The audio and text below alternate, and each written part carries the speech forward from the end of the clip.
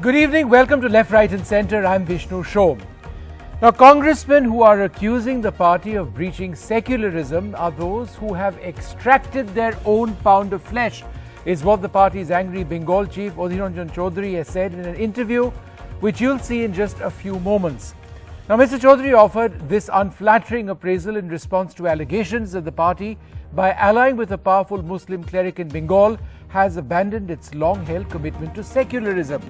Now, that charge has been levelled by Anand Sharma, the former union minister, who is a member of what's called the Congress G23 Club, a group of 23 senior leaders who hold the Gandhis in particular of being inaccessible and inconsistent in getting a direction going for the party. Next up on the show, two independent firms that monitor the threat posed by international hackers have said in independent reports that India is being severely threatened by state-sponsored Chinese hackers who are looking to make inroads into not just the power sector but also apparently into the pharma sector. The Serum Institute of India and Bharat Biotech will be joined at about 9:30 by the CEO of one of these firms on this program. But first, let's quickly move on to our top story. The preacher turned politician Abbas Siddiqui wanted his Indian secular front to fight the Bengal polls jointly with the left and the Congress. But this Pirzada from the Furfura Sharif, among the holiest pilgrimages in India, has so far only triggered friction. Priyanka Gandhi in Assam to fight the BJP, instead having to field questions over the Congress war within. Her party leaders are skirmishing over their Bengal ally, the Muslim cleric Abbas Siddiqui and his Indian secular front, and questions are also being raised on the party's alliance in Assam with Badruddin Ajmal's AIUDF, also accused of communal politics. Our West Bengal PCC chief has already responded to those comments. There are differences between ideologies. We may not agree 100% with what all our alliance partners believe, but we are together in this fight. Priyanka was referring to comments by Adhir Ranjan Chaudhary, head of the Bengal Congress, who hit back at Anand Sharma for questioning the alliance with Siddiqui. Lame questions raised by the leader of the Congress party, Mr. Anand Sharma. It is really deplorable. Questions remain though over what Siddiqui has said. BJP tweeted a video of an undated speech alleging that he had called for independence from the motherland. Independent translators, however, claim Siddiqui can be heard saying he will fight for independence from left or dynastic rule, for which he is willing to spill blood. In another video, reportedly from February last year, Siddiqui has apparently called for a virus to claim crores of Indian lives. Siddiqui's younger brother, Naushad, chairman of IFS, claims it was fake. ये video बहुत पुराना हो गया, ये fake video था, उसके बारे में हम लोग की तरफ से हम लोग का स्टेटमेंट दे दिया था उसी वक्त। कौन सी बात लेके सांप्रदायिकता बोल रहा है हमको पता नहीं है। अगर वो लोग बोल रहा है कि ड्रेस कोड दे के बोल रहा है तो उसको पहले बोलना चाहिए, तो संविधान से उठाना चाहिए, ये ड्रेस पहन के तुम वोट के मैदान में उतरो नहीं, ये ड्रेस पहन के नहीं उतरना चाहिए। The Congress's internal tussles on communal and secular issues erupted as the UP Chief Minister launched his campaign in Bengal. Known for his acerbic language, Chief Minister Adityanath hit out at Mamata Banerjee.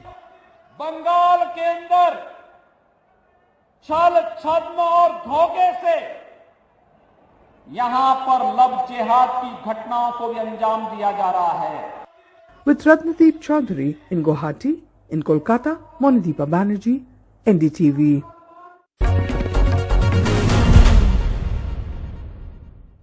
Mr. Chaudhary joins us now on NDTV. So thanks very much for being with us. Anand Sharma has said that your alliance with the ISF militates against the core ideology of the party. How would you respond? See, I have already responded in my Twitter immediately after having the question of Anand Sharma through his own Twitter.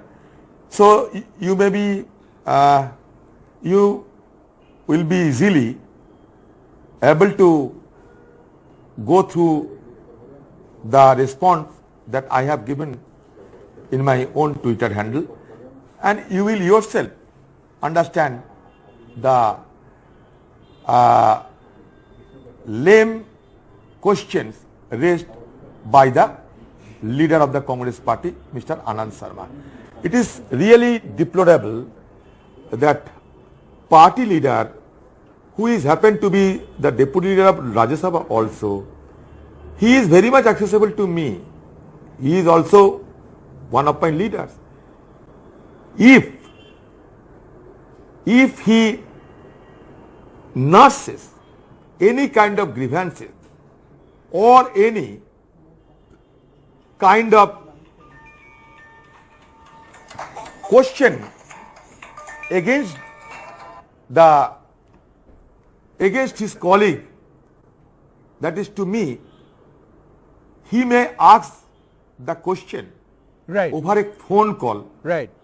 so as to no. So that is why my argument is, if he is honest by his own intention, then if he is really so parted over the issue, he would have the easy accessibility to me to ask any question whatsoever. Right. So I take so the point that you are I mentioning, could sir, have that, been also he could have picked able up the phone to and spoke to elaborate you, but he the- chose not to do that. each Yeah. nuts. So the point also being made by Anand Sharma is that your alliance with, for example, Badruddin Ajmal in Assam and the IUML in Kerala had been approved by the party. This, on the other hand, has not been approved by the CWC. See here, the entire spectrum of the alliance is different, is diametrically opposite to the alliance that has been made in Assam and Kerala. The reason being, here the entire alliance politics is being led by the left parties. Yes. Congress party is happened to be an integral part of the left alliance. We had forged an alliance with the left parties in the year 2016 assembly election. Again in the 2021, both the left parties and Congress parties have been realized that without having a consolidation of secular forces, we will not be able to confront the juggernaut of BJP party and TMC party. On the one hand, we have to face the atrocities and violence perpetrated by the ruling regime over the years, and on the other hand, BJP has been aggressing in Bengal in a virulent manner. No, so but in order to confront both the devils, virtually we have been left between the deep sea and devil. Right. In order to confront both the devils, we are to consolidate all the secular forces in the state of West Bengal. See, just listen to me. It was conceived by the left parties in consultation with us. Right. So you We didn't had- have very much. we- Right. So I understand what you're saying, that you didn't have very much of a choice. But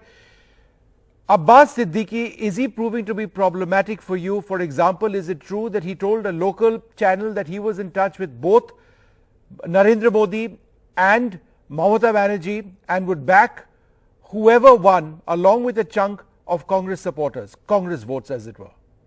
See, I do not know on what purpose or where, on what perspective he has said it, because I do not have any direct access to those. But he did say it, didn't he? To be very frank, I do not have any direct access to that clarity, because Congress party is allying with the left parties. Try to understand. Congress But party it's is the same allying alliance, with sir. the left parties, and the chunk of our share, the chunk of Congress party's share in the electoral P has already been secured yesterday.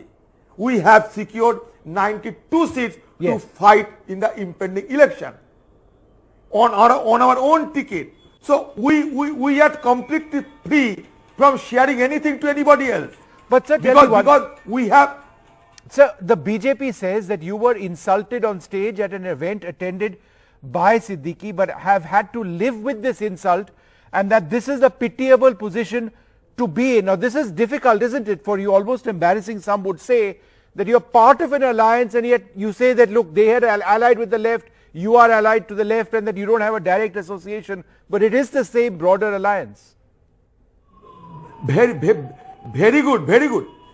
But I would suggest the BJP friend that they should not be so much careful upon me, because I am an individual entity. I know how to take care upon myself. Better, they should oil their own machine. They should oil their own machine, and they should not oil the machine of hatred, the machine of division, the machine of communal hatred, the machine of communal polarization in West Bengal. They may oil their own machine, rather than they should suggest me, they should enlighten me on what is to be done by me. My pitiable condition could be taken care of by me. They need not to be worried about. However, if they have any worry for me, then I will suggest them that my only worry is that Bengal is going towards hell because of the nefarious politics, because of the venomous communalism being played by the BJP party. So for God's sake, they should desist. They should refrain from this kind of communal propaganda in the state of West Bengal. So there's a tweet, showing an excerpt of a speech of Mr. Siddiqui circulating, which claims to show him speaking about freedom and independence. Now, it's being portrayed as freedom and independence outside our country. Firstly, what exactly was he referring to? Is there any clarity on that? So no. So actually the fact is, he was under the impression that the entire alliance formula is not being implemented because of the intransigent attitude of the Congress party. But the reality is, till yesterday, the share of our party was not confirmed. Just last day, by the evening, our share has been confirmed. Right. We got our own chunk of seats just yesterday. Right. And till that time, when he was so impatient, he did not have any idea of the nitty-gritty that is being working out here between Congress and left party. So he might have been impressed upon that Congress party's intransigence certainly spoil his own prospect.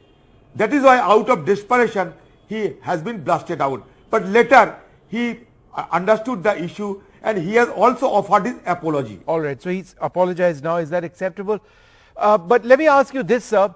Are senior leaders of your party, we spoke about Anand Sharma, but people like Ghulam Nabi Azad as well, very senior leaders. Mr. Azad, in fact, recently praised the Prime Minister. Are they proving, in your opinion, to be a liability for the Congress, for leaders like you on the ground?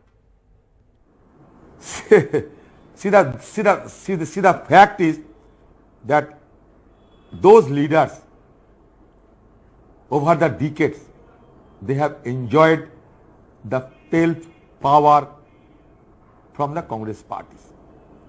But now they think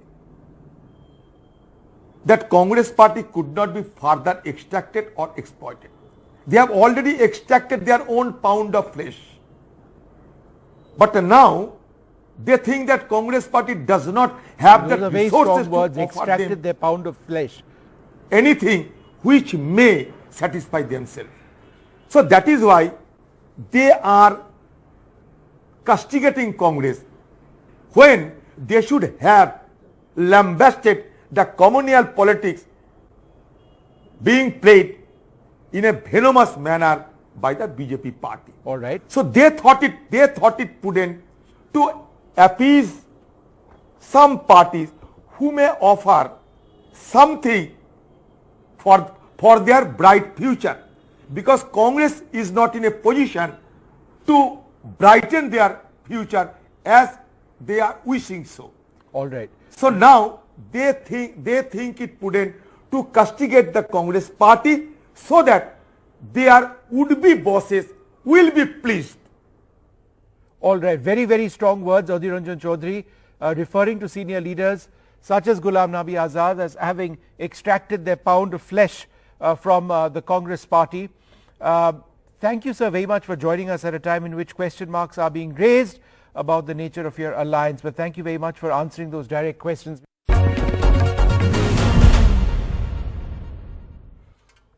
All right, so the rift within the Congress at a time when the party is trying to make some sort of a statement in Bengal with the alliance which it has formed.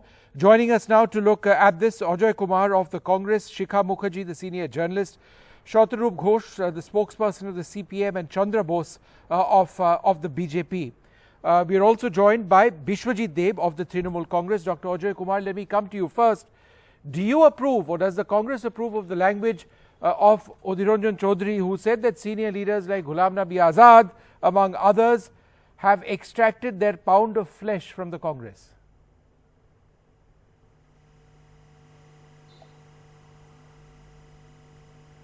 I think you've got your thing on mute. Could you just unmute? Yeah, I think. Yeah, sorry. Yeah, go ahead. Sorry. Go ahead. So Vishnu, I wanted to make it clear that what Mr. Chaudhary said, and all of us say, I think whether Mr. Anand Sharma or Mr. We need to make sure. We need to make sure that whatever we say has to be said in a way which is polite and decent. So I don't think the languages we use on each other. I mean, even with the BJP for that matter, needs to be much more what you call restrained in terms of their political opponents. So, as spokesperson of the Congress, do you criticize the language used by Adhir Ranjan Chaudhary? Can you give me a direct answer, sir, on this? Look, I definitely believe that we must be restrained in whatever we say. And was Mr. Chaudhary restrained or not restrained? I think he could have been a bit more restrained in terms of making any comments, individual comments. Definitely, I mean, all of us should be a bit more careful. The provocation may be very acute because we are facing elections across the country. Right. And so I understand the provocation, but whether it's the BJP or versus Congress or anybody else, I think we must use the languages which are more temperate. All right. Before I go across to my other panelists, Dr. Kumar, just one more question on this. He's basically said that these senior leaders of the Congress, who are known as part of that group of 23, are trying to look for a brighter future and sort of appeal to their would-be bosses. So, in other words, they're on their way out. How would you respond to that? Look, the danger with all these kind of discussions, and it's unfortunate with what's happening right now, but the problem is, I think it diverts it from the critical issues which we are all facing. And it's highly not critical, sir. I mean, this is the future of your party over here. I'll tell you why it's not critical. Okay. If you're going to look at the individual interest of different political leaders, then forget that the Bengal election is a much more important issue. And the issues which are facing the state of Bengal, Assam, Tamil Nadu, much more critically important. I mean, individual career progression, individual leaders are much smaller in the larger aspect of which direction we are going to. So I definitely believe that getting involved in personal career growth of different individuals, or saying where they are going and where they are not going is not only detrimental, it also diverts from what is important. So where they are going, what they are doing is not, I don't think, for us to make any comment at all, and it's not, and none of us should do it. We should focus on Bengal election, Assam election, Tamil Nadu, Pondicherry, and Kerala. All right, let's do that with my other panelists joining in as well. Mr. Ghosh, is it not difficult for your alliance over here, given the fact that the Congress evidently still has problems with Abbas Siddiqui? I mean, just a couple of days back, I believe on the 28th of February, there was this unseemly situation when Adhir Ranjan Chaudhary was making a speech. Then some left leaders said, wait, while Abbas Siddiqui came, he said that he would continue his speech and not stop. Then he said he wouldn't speak, and then finally he was persuaded to speak. So if this is the nature of your alliance, is it not problematic?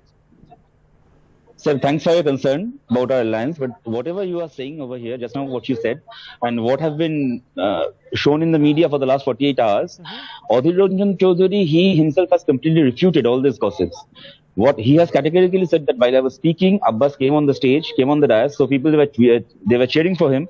So it's basic decency that I should stop, let people greet him. Then once he settles down, I resume my speech. That is what exactly had happened, and everything what went wrong with Adit Chaudhary and all are being speculated by people.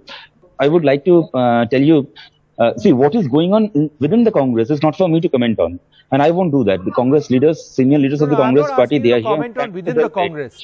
I'm asking you about, because apparently Abbas Siddiqui has also criticized the Congress. Now, if you're part of a large coalition, then that's problematic. Thanks for pointing it out. Thanks for pointing it out. Let me clarify over here. Yep. Abbas Siddiqui categorically today he has issued a statement that whatever I said on the rally, I am new in this entire habit of being a public speaker on a collective platform.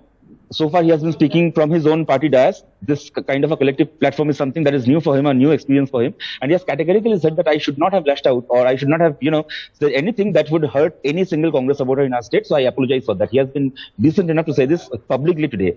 So about our alliance, I can tell you, we have not only forged unity amongst ourselves, we have not only forged an united front, but we are on the run-up to form an united government in the state. We are on the run-up to form a present a united government with the people of this state. So that is what we are, thinking about. Okay, that is all right. Let me go across to Chandra Bose. Mr. Bose, the BJP has been arguing that in fact the Congress allying with what you call a communal party shows a Congress double standard, because when they come after you with allegations that the BJP is communal. On the other hand, if you look at the statements made by Abbas Siddiqui, there is no very clear evidence to suggest that those are communal remarks. So on what basis are you saying that? See, first of all, the Congress party has lost its political relevance, not only in Bengal, across the country.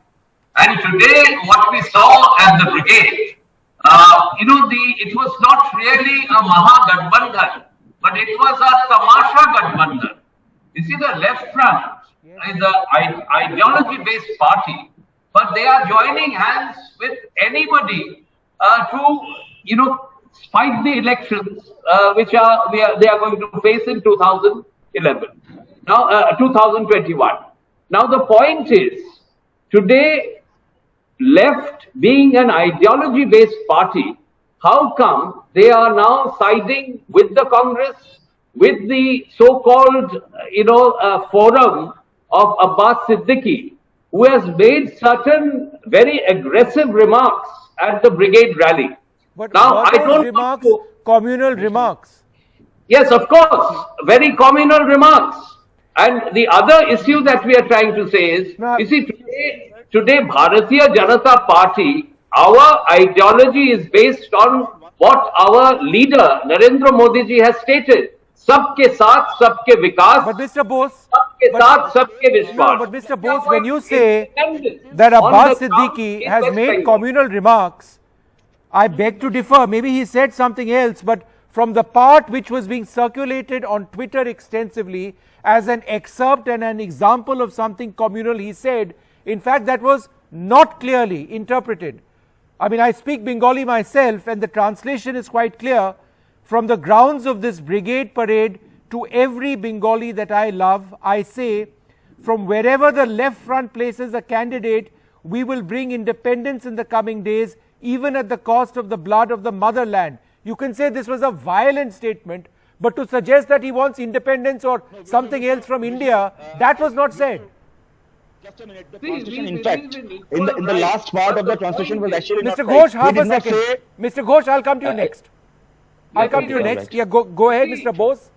Abbas Siddiqui had mentioned Bhagidari. We have come for our share. No one is denying anybody's equal share. But the way it was, put at the brigade rally, basically meant that he would practically, kind of fight for his share and take it away. Share is political share. Possibly from others. Well, what other share are you suggesting, sir? No, so don't you think that what he suggested was rather communal in nature? Not on the basis of the statement that I read out. Not at all. But Mr. Ghosh, go ahead. Mr. Ghosh, respond to that allegation. What you said was almost correct. And apart from the last part, he did not say that I am going to free in the cost of the blood of the motherland. What he said was that we are going to free our motherland even in lieu of our own blood. That is what is the actual translation. This is number one. Number two, see, Vishnu, we are used to seeing leaders of our country climbing on the dais, addressing people, and you're saying Inshallah 5 times in the speech. Mamata Banerjee, for that example, in our state, we have been seeing our chief minister crying Inshallah 5 to 7 times in our 10-minute speech. We are used to see leaders like Narendra Modi and Amit Shah saying Jai Shri Ram every single sentence. There was Abbas Siddiqui, who is portrayed as a religious leader who climbed up on the dais. He spoke for 20 minutes. Not even once did he utter the word Allah. Not even once did he say that vote me in the name of Allah, in the name of religion. He asked for jobs, employment, and he categorically mentioned that I am asking for this job, the employment opportunity for each and every single citizen of West Bengal, irrespective of their caste, creed, ethnicity, everything. The problem with Mr. Bose and people like them are that they are comfortable with religious leaders who are going to ask for votes in the name of religion. But when a person, in spite of carrying his religious identity, shouts for employment, shouts for equal opportunity, they have a problem because they are not used to handling these people. Okay, they are not used to all right, okay, fair enough. Bishwajit Deb, would you like to come in over here? If there is an extremely close election, could there be a scenario where the Trinamool Congress needs to rely on the left and the Congress and this alliance? The question doesn't arise. All right. First of all, you see, with regard to this particular United Alliance or whatever it is they are talking about, on the very first day of the brigade rally, they have shown the disagreement. I don't want to repeat what you have said, but I fully agree to what you have said, Vishnu, that on the very first day itself in the public rally at brigade, there was a clear disagreement, a discontent, and that was visible. Now, as far as the left is concerned, I want to make it very clear that it's a pity that they are now banking upon the mercy of a religious leader. Their vote share has come down to such an extent because in the last parliament election you have seen that the majority of their votes have been switched over to BJP. Now, as a result of which, their vote share, the entire left vote share has come down to 7%. And now they had to bank upon a religious leader. And they are saying that they are secular. They are in fact the B team of the BJP. They are nothing else but the B team of the BJP and the Trinamool are saying the same thing on this debate, both accusing this front of being communal. Of course, because it is categorically, it has been made categorically clear that they are relying more upon a religious leader. They are trying to regain their vote banks on the basis of a strength of a religious leader. And that is what they are doing. Okay, Mr. Deb, one moment. I need to take a short break. I'll come back with all my other panelists. Shikha, you'll need to wait for a few more minutes. I'm going to continue this discussion in just the next few minutes. Need to take a short break, Mr. Deb. 1 second. I'll come back to all of you.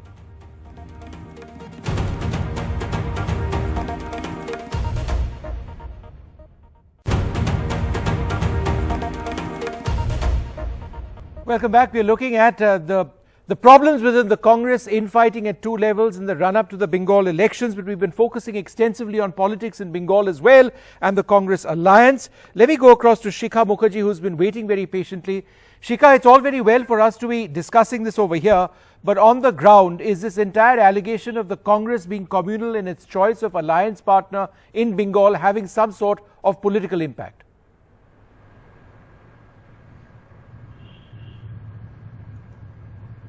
Shikha, can you hear me? Sorry, Go ahead.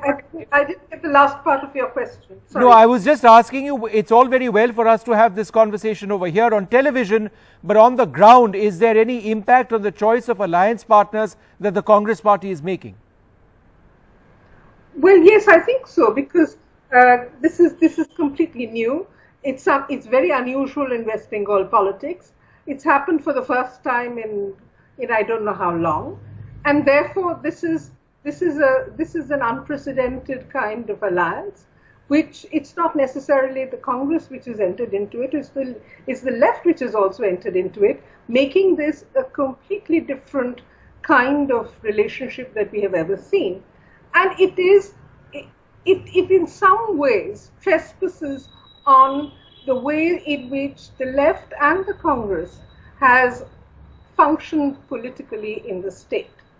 It kind of breaks some boundaries, it crosses some lines.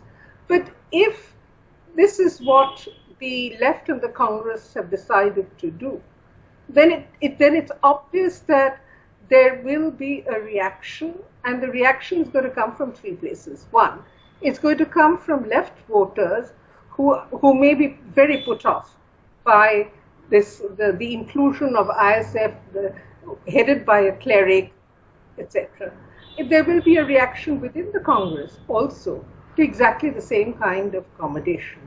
And then there will be a reaction within the BJP, which is looking at it as an opportunity of continuing to consolidate its votes amongst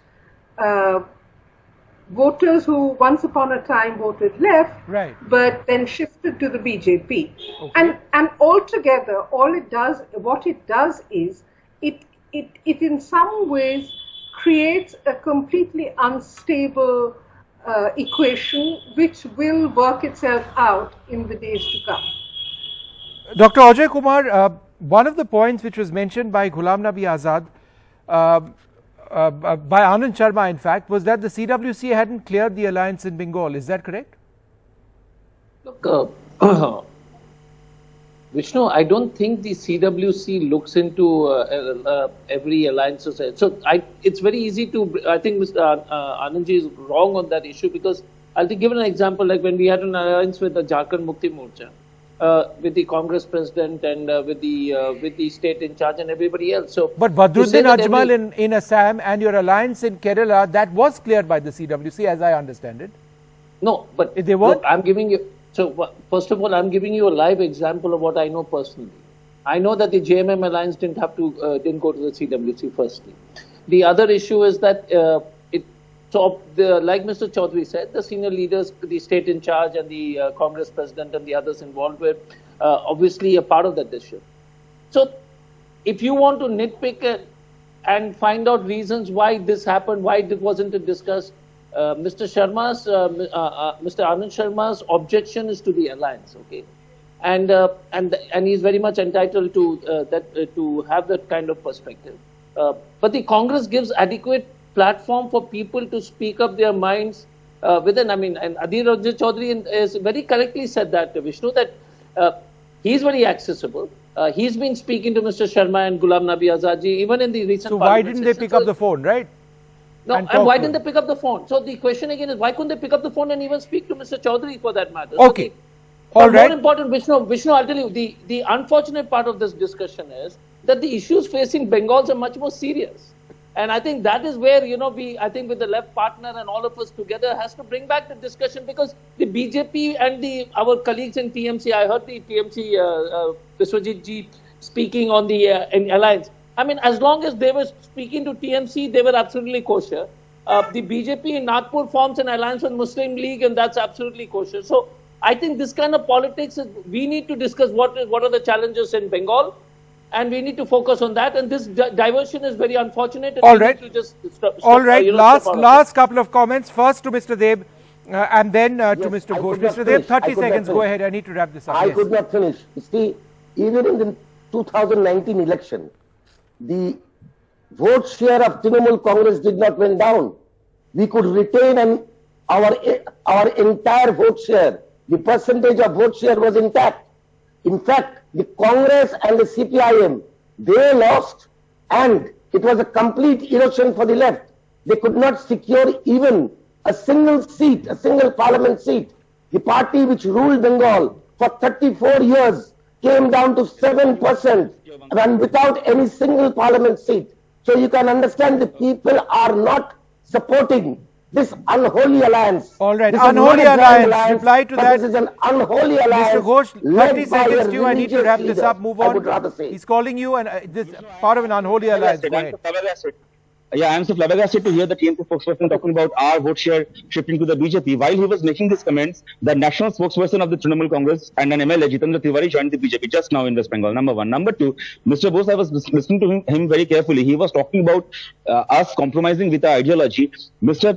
Chandra Bose is the person whom till last week was making public comments in West Bengal saying that the idea of CAA NRC opposes Netaji Subhash Chandra Bose's idea of an united India, and he was fighting the BJP. Now I don't know what kind of an alliance or what kind of an understanding did he strike with his party. Now that they are saying, Vishnu, see, in this election there are three segments who are fighting, three stakeholders who are fighting this election. We have the Congress left ISF alliance, we have the Trinamool Congress, and we have the Alumni Association of Trinamool Congress in West Bengal, whom we call the BJP. The entire BJP clan in West Bengal are ex-Trinamool Congress leaders, and now they are teaching us about making. All right, this war of words is going to continue now for the next several weeks. I'd like to thank you all very much for joining us. Let's see how robust this particular alliance is. I need to wrap this up over here, move on to something completely different. Thanks for joining us. Moving on, two independent firms that monitor the threat posed by international hackers have said in independent reports that India is being severely threatened by state-sponsored Chinese hackers, which are looking to make inroads into not just the power sector, but also into the pharma sector. The Serum Institute of India and Bharat Biotech, which were rolling out the COVID vaccines in India. Now, the government, while acknowledging that the threat does exist, says that there has been no breach of the power sector so far, but they haven't yet responded to the reports that two leading Indian pharma companies may also be targeted. Now, let's give you a little bit of a background on this. On the 12th of February this year, India's National Critical Information Infrastructure Protection Centre alerted India's Power Ministry of an imminent threat by Chinese state-sponsored hackers. In their letter, the Protection Centre said, and I quote, Chinese state-sponsored threat actor group known as Red Echo is targeting the Indian power sector's regional load dispatch centres and state load dispatch centres. What's more, all IPs and domains which represented the threat have been blocked in a firewall at all control centres. Now, the clarification comes on a day in which a report by Recorded Future said, and I quote, since early 2020, Recorded Future's Insect Group observed a large increase in suspected targeted intrusion activity against Indian organizations from Chinese state-sponsored groups. At this time, the alleged link between the outage and the discovery of the unspecified malware variant remains unsubstantiated. However, this disclosure provides additional evidence suggesting the coordinated targeting of Indian load dispatch centers, and that other targets identified include two Indian seaports. What's more, we assess that targeting of Indian critical infrastructure poses significant concerns over potential pre-positioning of network access to support what? Chinese strategic access. Now, the government seems to accept this assessment and says the IPs mentioned in Red Echo related advisories are matching with those given in ShadowPad incidents already informed. ShadowPad is the name of the Chinese malware, Red Echo is the name of the group. Now, all of this comes on a day when Reuters has also been reporting that another Chinese state-backed hacking group has recently targeted the IT systems of Bharat Biotech and the Serum Institute of India, the two Indian vaccine makers whose corona vaccines are now being rolled out across India. The report says that a Chinese hacking group called APT-10 has identified gaps and vulnerabilities in the IT infrastructure and supply chain software of both firms. Now, neither Serum or Bharat Biotech or the Ministry of Health have responded so far. Significantly, in a statement, the government of China has said, as a staunch defender of cybersecurity, China firmly opposes and cracks down on all forms of cyber attacks. Well, joining us now, Dr. Christopher Ahlberg. He's the CEO of Recorded Future. And the Recorded Future, of course, had come out with this attack, with this report on these attacks taking place.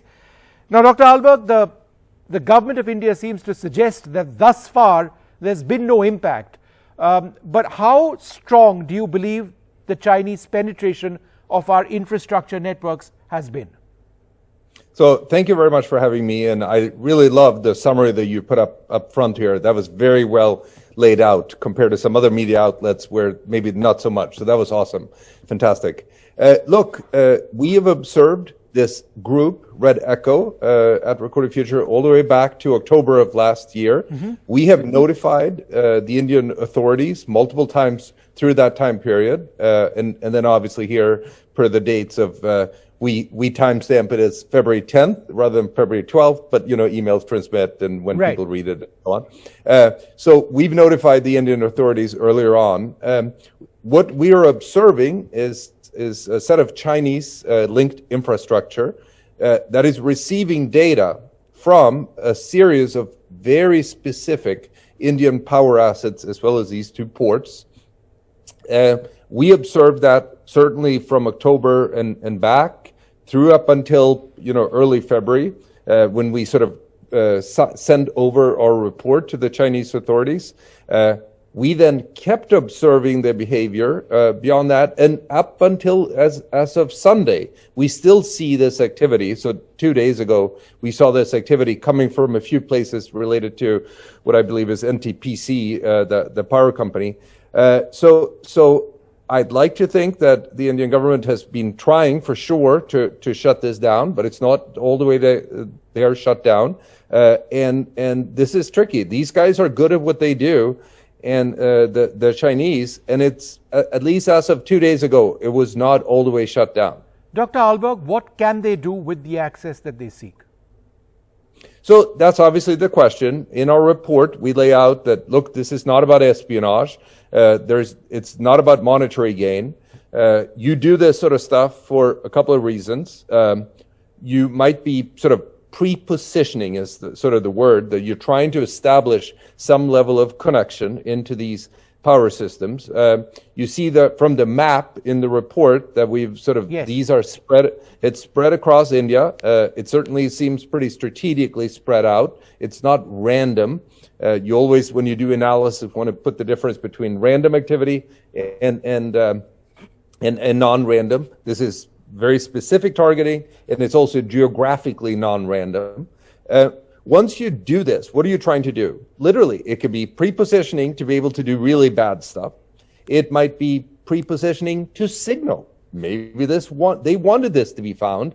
I sort of, probably lean more towards the pre-positioning to be able to do things down the line, but it could very well equally be in signaling to just say, look, guys, don't mess with us. We can do something bad. So you can be on either one of side of those equations. And in fact, they could have had both objectives. Get in, establish connection. And again, it's a hard connection to get rid of. The Indian authorities in some cases have been able to block it, in some cases not. And the signaling is there, and it worked. Is India countering this? Because in your report, there seemed to be some sort of an Indian response looking at other aspects. For example, Chinese military hardware, Chinese military facilities. Does India have a robust counter in terms of hacking into Chinese systems? So, look, I have to be careful there in terms of sort of trying to talk about things that I don't know enough about. And I'll say I do not know enough about that. The Chinese are good about what they do, both defensively and offensively. There's been a long history. You should read the Xi Jinping speeches from 2012 on about sort of protecting cyberspace. They've been looking at the... So they know what they're doing. I do not know anything about, or at least not in any meaningful way, about the offensive capabilities of the Indian military. I think you guys should be getting ready. All right. Stay on with us, will you? Because I think the rest of this discussion will interest you. Joined by Jitin Jain, cybersecurity expert, and Brahma Chelani as well.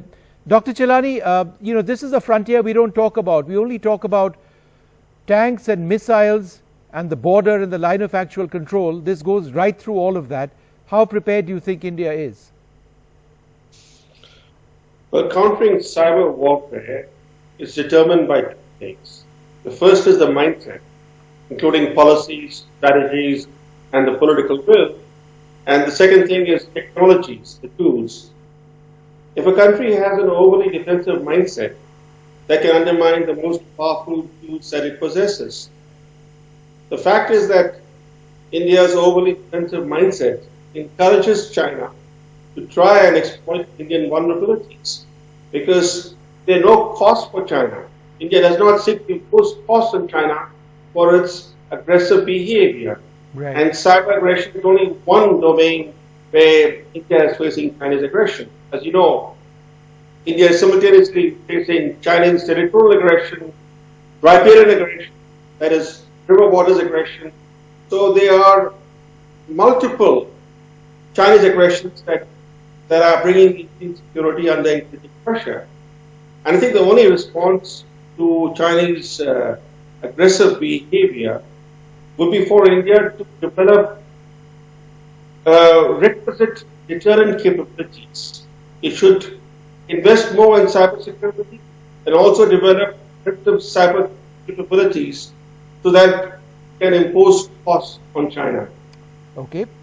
Jitin, how qualified and how capable are organizations like CERT in India or some of the other institutions which safeguard our cyber interests? Well, Vishnu, it's a very difficult question because if you look at a size of population, our means what we have invested in cyber, and the comparative response our agencies have delivered, I think we can say that they could have done better.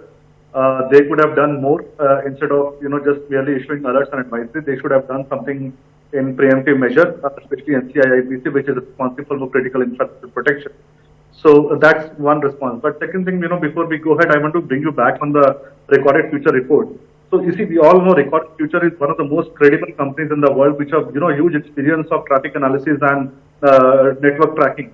So there are 3 points in the report. One is the attribution of these groups to Chinese states.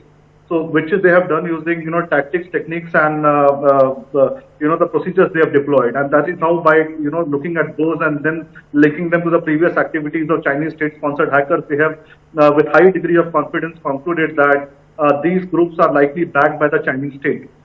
Second, the thing what they have done is that they have done a very good timeline analysis which maps the entire activity, I think from the late 2019 post 370 abrogation in Kashmir to military conflict in Ladakh.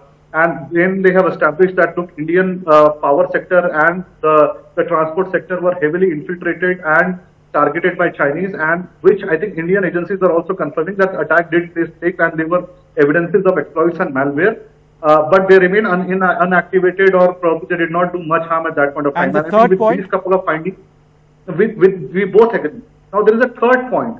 Whether the Mumbai grid collapse or the Mumbai power attack is a related incident, I think what the government has denied it.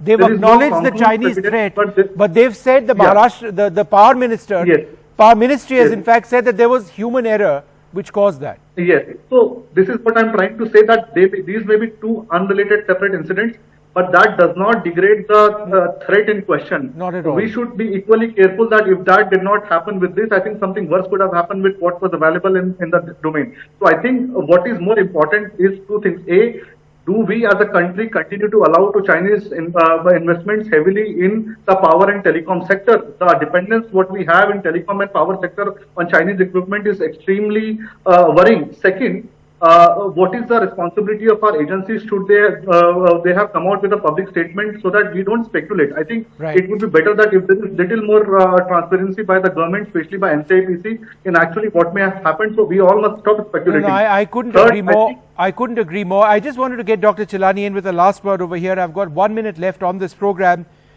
There's no interface, Dr. Chilani, between those who defend us from cyber attacks. There's an interface with every other arm of the government. Is that a problem? We really don't know what India is doing, if India is doing anything to protect us against a cyber threat.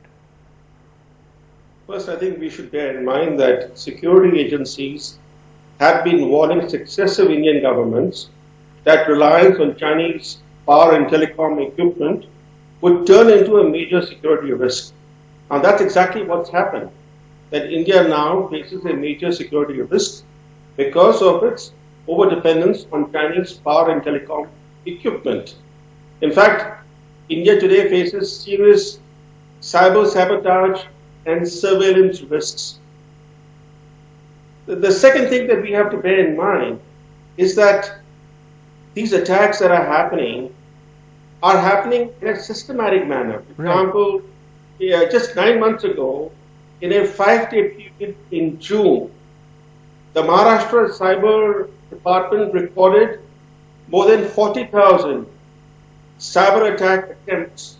Most of them could be traced to the Chengdu region of China. Right. And all these attacks attempted to penetrate critical infrastructure, not just the power sector, but also the banking sector, for example. So there is a pattern that has emerged, a systematic attempt to penetrate critical infrastructure in India, and to make India aware of India's vulnerabilities. No, I need to wrap this up, but I take your point, Dr. Chilani, This has been going on for too long. We know what exactly the problem is, where exactly it's coming from. The question is, are we doing enough? And perhaps we need to know, for starters, that we are doing enough. That remains a huge issue. Jitin, I know you want to jump in. I'm going to have to say no. Just one line. No. One line. I will. Just one line. Yes, go ahead. I think this trusted telecom equipment and the emergency telecom directive from the cabinet a couple of months back could not have come at a better time. It is now time to implement it with full force so that we only import trusted equipment and ban everything what comes from hostile nations like China. All right. So let's see if that does take place. It's supposed to. Thank you all very much, Dr. Albak. Good to have you on the program. We'll take a short break. More coming back.